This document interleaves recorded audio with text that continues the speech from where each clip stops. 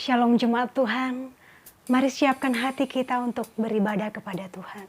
Walaupun kita masih di rumah masing-masing, tapi saya percaya kita tetap bisa menyembah Tuhan, kita tetap bisa memuji Tuhan. Mari bawa hati kita kepada Tuhan. Mari nyanyikan lagu ini dengan sungguh kepada Tuhan. Dengan apakah aku balas semua kebaikan-Mu Tuhan. Kau Allah yang setia, Bapa yang mulia,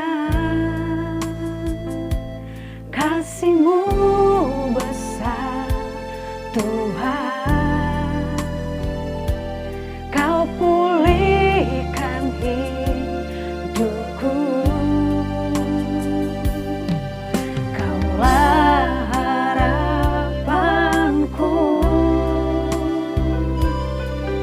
Hidupku dalam-Mu, terima kasih Tuhan. Kau selamatkan hidupku.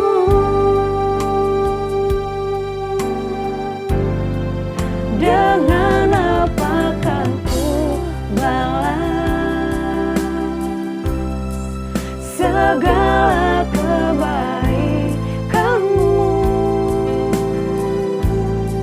Segenap hatiku menyembah-Mu Yesus. Ku bersyukur padamu. Dengan apa kan ku balas segala kebaikan-Mu. Segenap hatiku menyembah-Mu Yesus.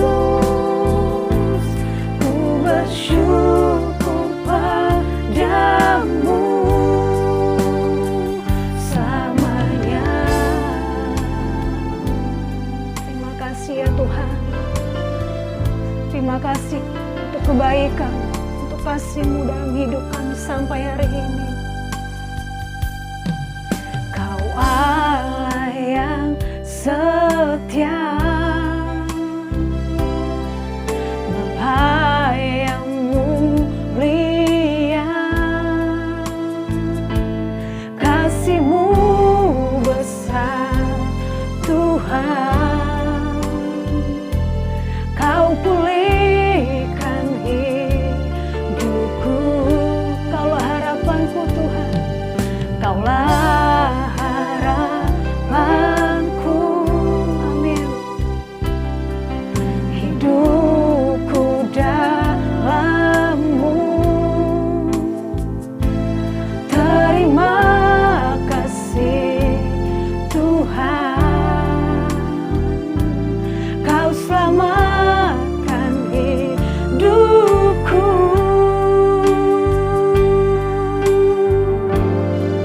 Dengan apakah ku balas segala kebaikan-Mu.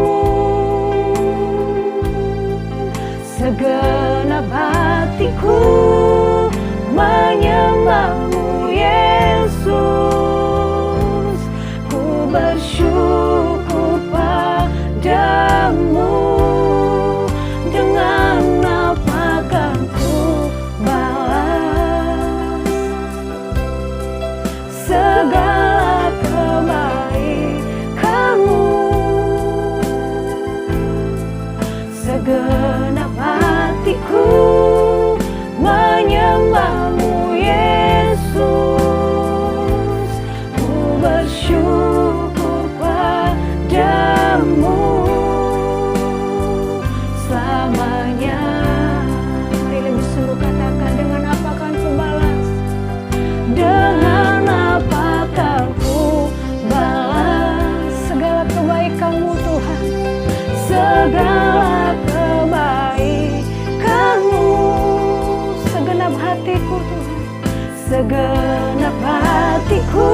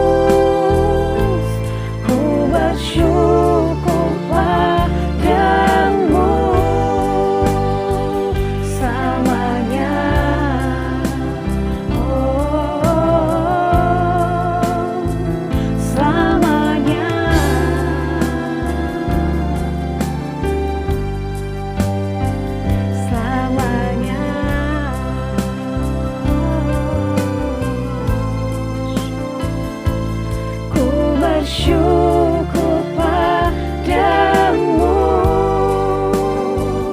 selamanya.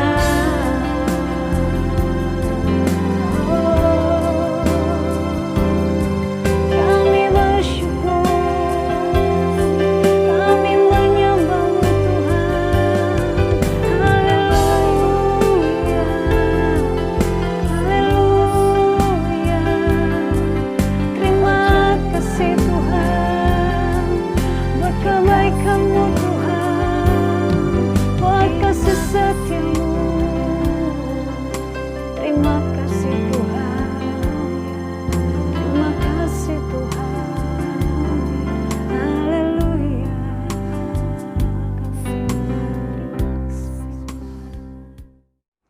Shalom Bapak Ibu yang terkasih, saudara-saudara sekalian, Jemaat Gereja Isa Al-Masih Loka Indah. Senang sekali kita dapat berjumpa dalam ibadah online ini. Doa saya Bapak Ibu sekalian ada dalam sehat dan dalam perlindungan Tuhan yang terbaik. Saya Pendeta Julius Marapat akan melayani saudara dalam pemberitaan firman Tuhan dalam ibadah minggu ini dengan tema bulanan kita yang hari ini masih berbicara tentang hati yang berbelas kasihan. Sebelum kita merenungkan firman Tuhan, saya mau ajak saudara untuk bersatu di dalam doa. Mari kita bersatu di dalam doa. Bapa di dalam surga, kami bersyukur untuk pagi hari ini ya Tuhan, ketika kami melihat hari yang baru, hari di mana Tuhan telah menjadikan hari ini untuk kami semua. Berkenanlah Engkau memberkati kami di minggu yang teduh ini dan berbicaralah kepada kami agar kami mengerti isi hati Tuhan untuk kami melakukannya dalam hidup kami dan menyenangkan hati-Mu. Dan sekarang berfirmanlah bagi kami ya Bapa, berkati kami anak-anak-Mu, taruh tangan-Mu di atas kepala kami masing-masing dan berkati kami di rumah kami masing-masing lewat ibadah online ini.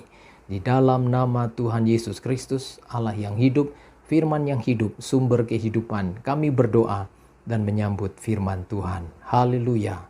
Amin. Nah, saudaraku yang terkasih di dalam Tuhan, hari ini firman Tuhan terambil dari Matius pasal 14, ayatnya yang ke-14. Saya akan bacakan untuk Bapak Ibu sekalian yang demikian firman Tuhan. Ketika Yesus mendarat, ia melihat orang banyak yang besar jumlahnya. Maka tergeraklah hatinya oleh belas kasihan kepada mereka dan ia menyembuhkan mereka yang sakit. Saudaraku yang terkasih di dalam Tuhan, mari kita perhatikan firman Tuhan ini. Garis bawahi kalimat yang berkata, maka tergeraklah hatinya, hati Yesus oleh belas kasihan kepada mereka. Saudara-saudara, kalau kita memperhatikan kehidupan Kristus, maka ini bukan pertama kali Alkitab mengatakan, maka tergeraklah hati Yesus oleh belas kasihan. Ada banyak ayat-ayat yang lain yang juga mengatakan hal yang sama. Di antaranya saya mau beritahu kepada saudara dalam beberapa ayat yang berbicara tentang hal ini. Seperti dalam Matius pasal 9 ayat yang ke-36. Alkitab berkata, melihat orang banyak itu, tergeraklah hati Yesus oleh belas kasihan kepada mereka. Karena mereka lelah dan terlantar seperti domba yang tidak bergembala. Lalu kalau saudara baca di dalam Matius pasal 20 ayat yang ke-34, dikatakan di sana oleh Alkitab, maka tergeraklah hati Yesus oleh belas kasihan, lalu ia menjamah mata mereka. Dan masih banyak lagi saudara, ayat-ayat yang lain yang mengatakan hal yang sama. Ini menjelaskan bahwa apapun yang dilakukan Tuhan dalam karyanya, hanya satu hal yang menggerakkannya, yaitu belas kasihan. Kasih adalah inti dari semua yang kita terima dalam hidup ini, saudara. Ada lagu yang mengatakan, kalau bukan kasih, surga tiada. Kalau bukan kasih, lautan kering. Alkitab berkata, karena begitu besar kasih Allah akan dunia ini. Ada kasih Allah yang besar yang akan menggerakkan hatinya untuk menolong saudara. Menolong engkau dalam sakitmu, menolong engkau dalam kebutuhanmu, menolong engkau dalam masalah dan kesulitan yang sedang engkau hadapi sekarang. Sehingga saudara yang terkasih di dalam Tuhan, jangan pernah khawatir. Sesusah-susahnya kita dalam wabah ini, kita masih bisa berharap kepada Tuhan. Karena Dia punya belas kasihan untuk menolong kita. Dan Ia tidak akan pernah kekurangan belas kasihan untuk diberikan kepada saudara dan saya. Saya teringat dalam Mazmur pasal 117 ayat yang kedua, dikatakan oleh Alkitab, sebab kasih-Nya hebat atas kita dan kesetiaan Tuhan untuk selama-lamanya. Bukankah dalam Ratapan pasal 3 ayat 22 pun dikatakan, tak berkesudahan kasih setia Tuhan, tak habis-habisnya rahmat-Nya, selalu baru setiap pagi. Kita punya Tuhan yang kasih-Nya tidak akan habis untuk menolong kita, saudara. Nah, ketika saya mempelajari tema ini, saya dapatkan 3 hal tentang hati yang berbelas kasihan itu. Hal yang pertama saya dapati di dalam Alkitab, yaitu hati yang berbelas kasihan adalah hati yang menggambarkan sifat dan karakter Allah itu sendiri. Kalau saudara pelajari, salah satu sifat Allah adalah Maha Kasih. Maka jika kita ada di dalam Tuhan, maka pasti kasih itu, belas kasihan itu berbuah dalam hidup kita. Tidak mungkin seorang yang hidup dalam kasih Tuhan, lalu hidupnya tidak menghasilkan kasih. Mari cek hidup saudara. Adakah hidupku bisa mengasihi orang lain? Berbelas kasihan kepada orang lain. Adakah hidupku memiliki kekuatan kasih ini? Jika saudara memilikinya, berbahagialah saudara. Tetapi jika saudara menghitung-hitung perbuatan saudara, lalu saudara tidak mendapatkan perasaan yang sama dengan Kristus, jangan-jangan saudara tidak tinggal dalam kasih-Nya. Waktu saya pelajari kerinduan Paulus kepada jemaat di Filipi, salah satunya ada dalam Filipi pasal 2 ayat yang kelima. Di sana dikatakan, hendaklah kamu dalam hidupmu bersama menaruh pikiran dan perasaan yang terdapat juga dalam Kristus Yesus. Saudara, jadilah orang yang menaruh pikiran dan perasaan yang sama dengan Tuhanmu.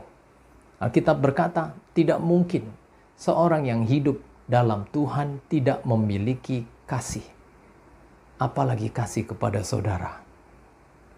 Dalam 1 Yohanes 4 ayat yang ke-20 dikatakan, jikalau seseorang berkata, aku mengasihi Allah, dan ia membenci saudaranya, maka ia adalah pendusta. Karena barang siapa tidak mengasihi saudaranya, kata Alkitab, yang dilihatnya tidak mungkin mengasihi Allah yang tidak dilihatnya. Lalu kalau saudara teruskan baca pada ayat yang ke-21 di sana dikatakan, dan perintah ini kita terima dari Dia, barang siapa mengasihi, ia harus juga mengasihi saudaranya. Jawabannya ada dalam diri saudara masing-masing.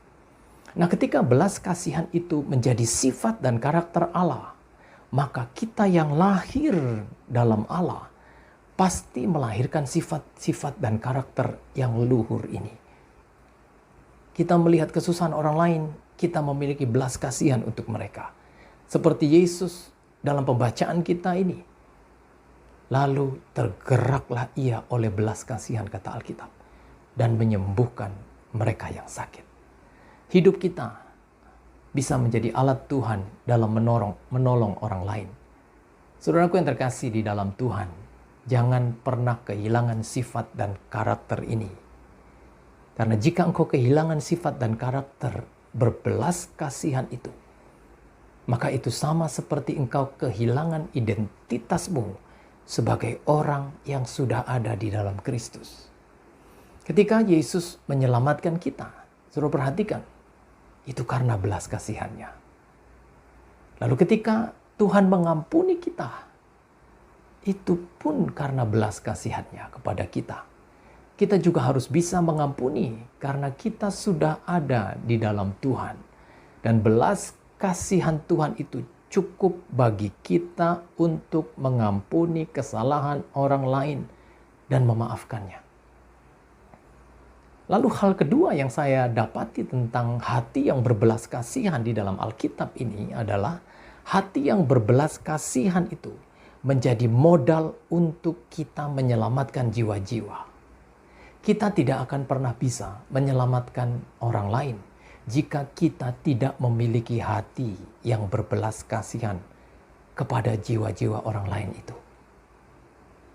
Bukankah ada lagu yang berkata, "Berikan pada kami Tuhan hati yang mengasihi jiwa-jiwa yang belum mengenal kasih Bapa."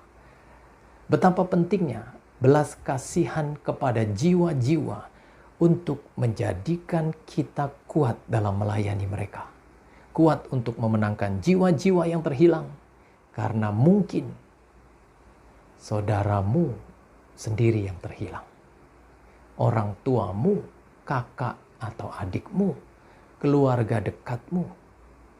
Jika engkau tidak memiliki kasih untuk menyelamatkan mereka, maka saya pastikan saudara tidak akan mempergunakan kesempatan emas ini selagi mereka ada untuk memenangkan mereka.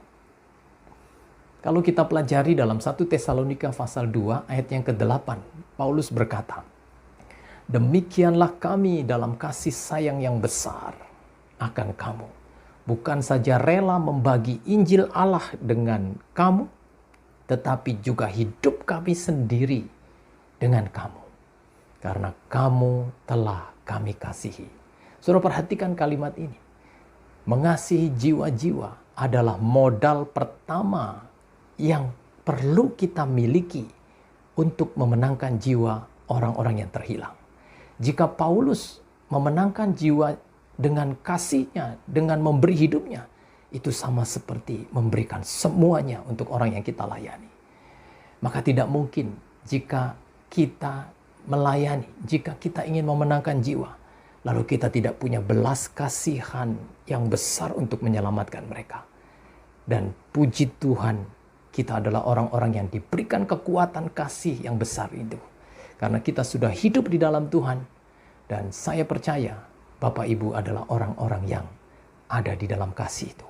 Saya pernah melihat sebuah tulisan yang berkata, "Selamatkan jiwa berapapun harganya." Saudara, ini bukan berbicara tentang kekuatan finansial semata-mata, kekuatan uangmu dalam penginjilan. Tetapi apakah engkau memiliki belas kasihan untuk menyelamatkan jiwa-jiwa, untuk menjadi orang-orang yang siap dipakai oleh Tuhan. Dan uang bukan segala-galanya. Kasih dan belas kasihan yang menjadi segala-galanya dalam penginjilan kita. Sehingga jika ada sesuatu yang kita lakukan dalam pelayanan, kita dasari dalam kasih Tuhan.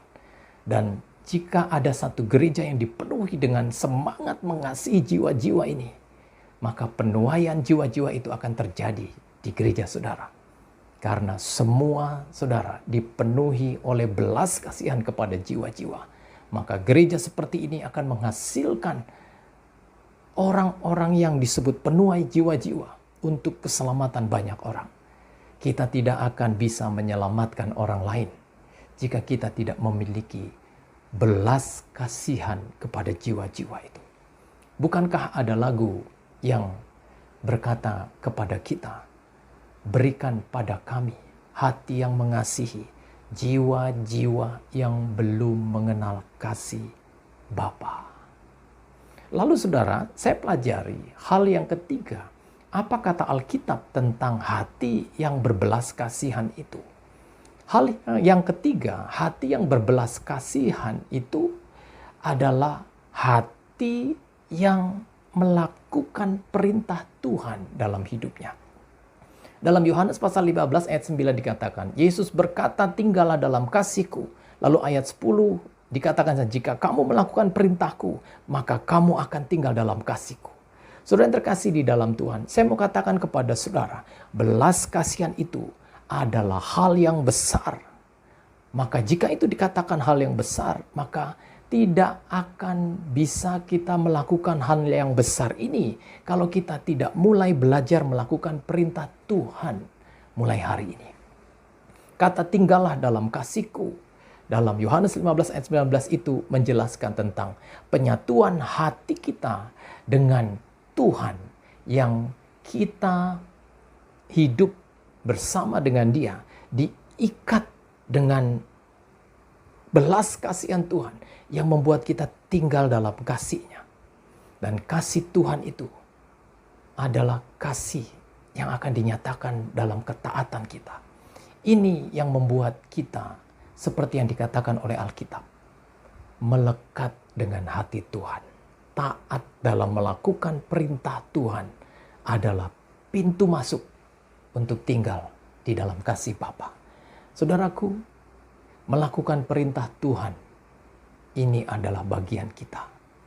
Dalam pandemi COVID-19 ini, apapun yang terjadi, tetaplah taat, tetaplah setia.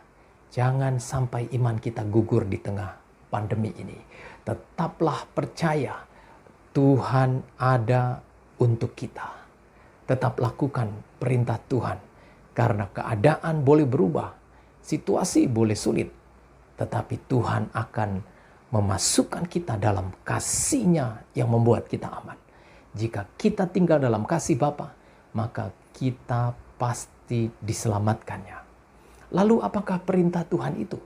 Kalau saudara baca di ayat 12 dalam Yohanes 15 itu, dikatakan, inilah perintahku, yaitu supaya kamu saling mengasihi seperti aku telah mengasihi kamu. Kita mengasihi Allah, saudara, karena Ia lebih dahulu mengasihi kita. Jangan hidupmu dikuasai oleh kebencian. Jangan biarkan hidupmu dikuasai oleh sakit hati.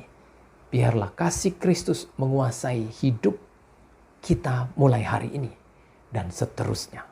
Seperti Paulus berkata dalam 2 Korintus 5 ayat 14, sebab kasih Kristus yang menguasai kami. Saudaraku yang terkasih di dalam Tuhan, jadilah role model dalam hal ini. Jadilah teladan dan milikilah hati yang berbelas kasihan. Karena teladan itu berbicara lebih kuat dari kata-kata.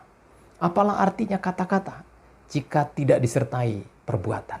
Apa artinya iman tanpa perbuatan yang menyertainya? Jadilah orang yang bisa diteladani dalam belas kasihan-Mu. Tuhan berkati saudara. Dan doa saya mendukung saudara untuk terus maju dan hidup dalam berbelas kasihan. Amin. Mari kita bersatu di dalam doa untuk mengucap syukur bagi firman Tuhan yang sudah kita dengar. Bapa di dalam surga, kami berterima kasih untuk firman-Mu ya Tuhan. Sesungguhnya kamilah orang-orang yang telah menerima belas kasihan Tuhan itu. Sehingga hari ini kami sadar, kami mau hidup dan menghasilkan buah kasih. Karena Engkau sudah mengasihi kami dan kami pun memiliki kasih yang bisa kami bagikan kepada banyak orang. Hari ini kami mengerti bahwa hati yang berbelas kasihan itu menggambarkan sifat dan karakter ilahi. Hari ini kami mengerti ya Tuhan bahwa hati yang berbelas kasihan adalah modal untuk kami bisa menyelamatkan jiwa-jiwa. Dan hari ini kami mengerti bahwa hati yang berbelas kasihan itu adalah hati yang menggambarkan taat perintah Tuhan dan melakukannya. Itulah yang membuat kami masuk dan tinggal dalam kasih Bapa. Terima kasih Tuhan, berkat-Mu atas semua jemaat Gereja Isa Al-Masih Loka Indah, bersama dengan penggembalaan Pak Rudi Johan, bersama dengan keluarga, para anak-anak Tuhan, pengerja yang ada di dalamnya, jemaat-Mu yang ada di Gia Loka Indah. Kiranya tangan Tuhan yang kuat memberkati dan mengawali kami. Biar selama pandemi dan dalam wabah ini kami menang dan kami akan bersaksi. Semua karena Tuhan. Kami bisa melewati pandemi COVID-19 ini dan menang bersama dengan Engkau. Di dalam nama Tuhan Yesus Kristus, kami semua yang percaya bersama-sama katakan amin. Saudara yang terkasih di dalam Tuhan, Tuhan memberkati saudara, dan selamat hari Minggu untuk kita sekalian. Selamat merayakan hari kemenangan, hari di mana Tuhan telah menjadikan hari ini untuk mendapatkan saudara, memberikan saudara kekuatan yang baru dalam firman Tuhan yang kita sudah dengar. Tuhan memberkati saudara sekalian. Saya Pendeta Julius Parapat mengucapkan Shalom. Puji Tuhan, kita sudah mendengarkan firman Tuhan dan saya percaya saudara sekalian sudah diberkati melalui kebenaran firman Tuhan hari ini. Sekarang mari kita akan akhiri ibadah kita. Siapkan hatimu untuk menerima berkat Tuhan. Angkat kedua tanganmu dan terimalah berkat-Nya. Tuhan memberkati dan melindungi engkau. Tuhan menyinari engkau dengan wajah-Nya dan memberi engkau kasih karunia. Tuhan menghadapkan wajah-Nya kepadamu dan memberikan engkau damai sejahtera. Di dalam nama Tuhan Yesus, nama di atas segala nama, kami sudah berdoa dan mengucap syukur. Mari saudara yang percaya dan sudah diberkati Tuhan, katakan bersama, amin. Selamat hari Minggu, Tuhan Yesus memberkati.